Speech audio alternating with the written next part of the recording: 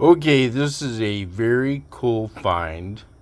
I bought it on Facebook Marketplace, guy up in Michigan, and this is actually, I just thought it was a sculpture, but not only is it a sculpture, but I'm pretty sure it's made of silver, and it weighs about 3.5 pounds. It just feels so heavy when you pick it up, and it does have a name on the back, and it's Bill, looks like Hinds, Hinds. So if anybody knows who Bill Hinds is, I would love to know. So this is the top of the sculpture, and it goes on this wooden block here like that, and it bolts on the back and sits like that.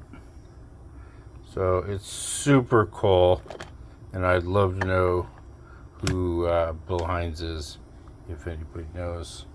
This being very close to the car capital of the world, I thought someone around here might know. Thanks.